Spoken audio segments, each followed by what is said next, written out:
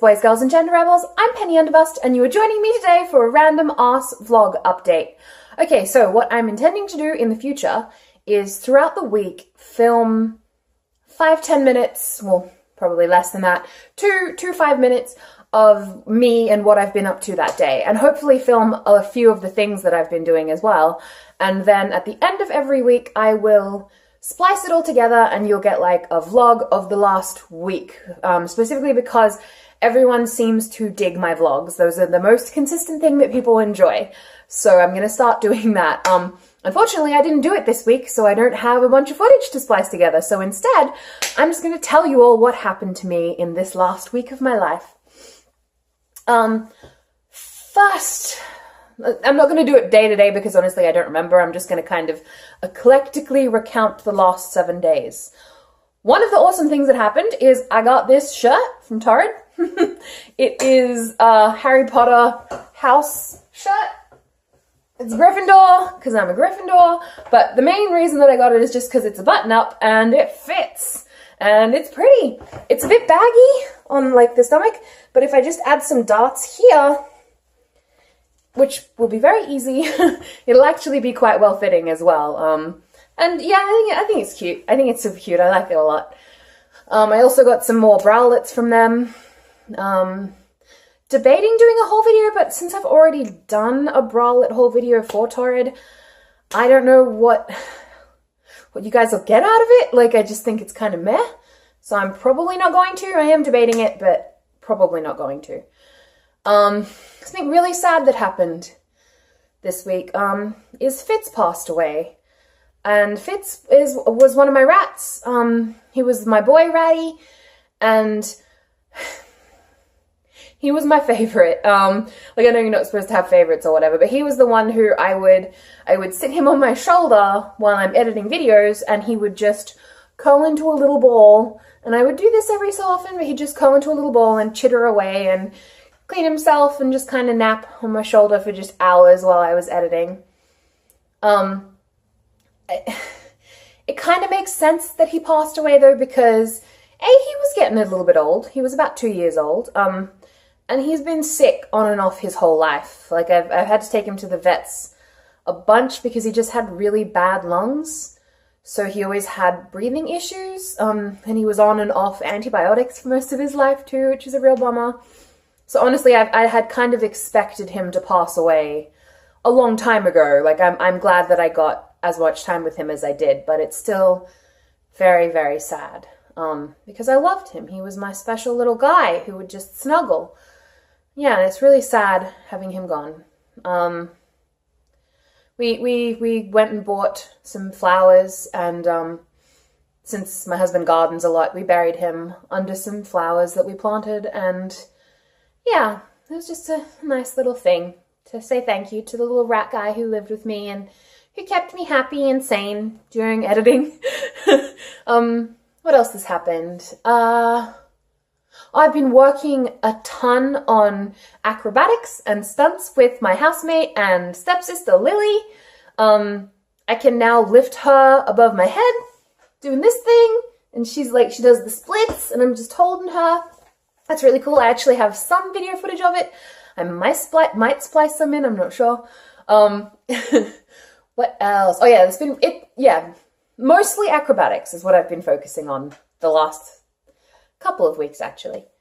I have a lot of anxiety associated with it because yeah, I'm kind of big and clunky. I'm just one of those people, like, I'm very stable and I'll be an excellent base for Lily when she wants to fly, but I have a hard time doing anything kind of acrobatic-y with myself, like learning how to do the tumbles and like just rolling forward, and like Lily was teaching me some kicks, some high kick sort of warm-up exercises. And yeah, I got a little bit of flashbacks back when I did karate when I was a kid. But other than that, it was mostly just me being insecure and uncomfortable about how clumsy and kind of clunky I am. So I'm learning a bit of grace, which is nice. Also, it's super helpful because I work out a lot, right? People on my channel might know this. If you're new, you might not know that. I'm a big fitness person. I spend a couple of hours in the gym every day. Yes, I know I'm a big fat lady, but I'm also very strong. Specifically because the gym has started to get a bit boring just because I'm kind of in a rut with it. And doing acrobatics is doing gymnastics. Oh, well, not gymnastics. Doing acrobatics is going to the gym, is working out, except for that it's challenging mentally as well, trying to keep bone stacking in mind and hollow body and just all of the various little things are intellectually challenging as well as just lift heavy thing, biceps, which is what the gym is normally for me.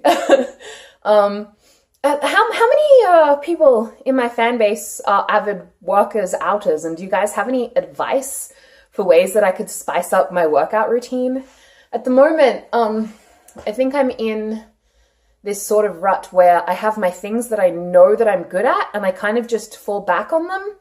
And it's hard finding new exercises to find, like, if I like them. And there's some exercises that I don't like that I'm avoiding doing, like push-ups. I'm bad at push-ups. I keep having all these intentions to get good at push-ups and then I just slack off it.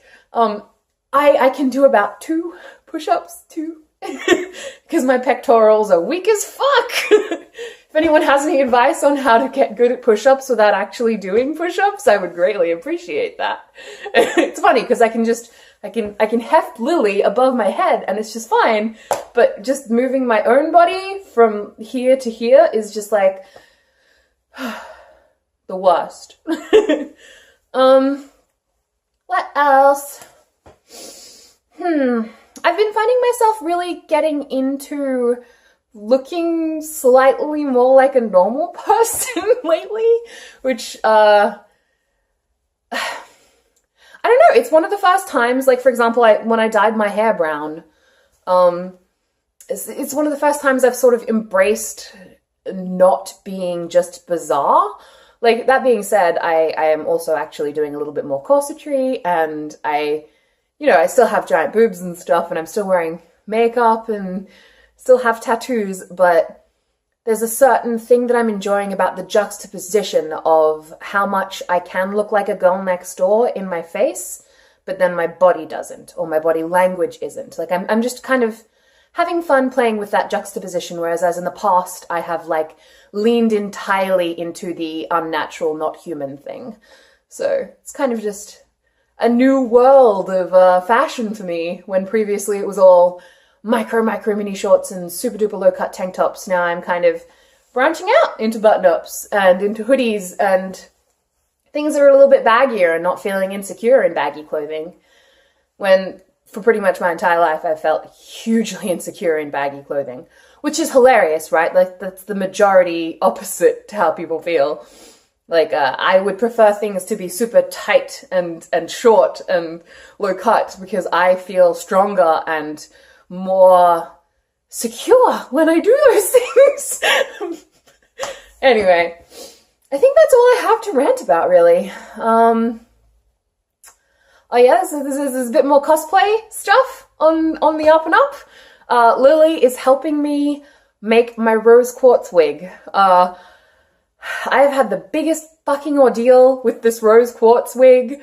I will make a video on it, but I commissioned someone. I spent a couple $100 on getting a wig made. I specifically went to a drag queen wig maker that I found on Etsy who had great reviews, and I emailed him first and I was like, will you be able to do this? And they were like, yes, absolutely, like, definitely. And they just, disappointment after disappointment, to the end of me spending hundreds of dollars for nothing. Like, the wig is completely unusable. They did it completely wrong. I don't know how they think that they make wigs professionally when they use, like, black thread on a light pink wig, and it's just literally 3 wigs that are just sewn together with black thread. There's no, like, there's no wefting at all. There was no styling. That was just obviously the way that the hair naturally fell. I know, because I've purchased wigs before. It's just very, very upsetting. So, and I'm personally not capable of making a wig that intense, which is why I'm so fucking thankful that Lily is going to be helping me, because she does have experience with this sort of thing, and she did circus for so many years and costuming in it. So I'm so thankful to have her in my life now. She's such a great person. Yeah. So yeah, ups and downs. Fitz passing away was very sad, but, you know, like I said, it was kind of expected. Haven't had much time for Overwatch. That's one of the biggest things that I haven't been doing lately, which makes me sad because I love it. It's like my fucking favorite game, but it also requires me to be in a certain mind state. Like, I can't be stressed when I start playing, otherwise I will let a few bad games rub me the wrong way. And because I have been kind of stressed the last couple of weeks, and this last week I've just been kind of returning back to being human again, and I haven't wanted to stress myself out. I unfortunately also haven't been playing Overwatch. So part of me in the back of my head is just like, Penny, when you go back to it, you're going to be garbage now. Everyone's going to be better than you at everything. So, maybe I'll stream this weekend. Oh gosh, has this been going on for like 10 and a half minutes, 11 minutes at this point? I think that's everything, everybody. All right. Thank you so much for joining me from the bottom of my little black heart. Thank you for watching, everybody. I'll see you next time. Goodbye.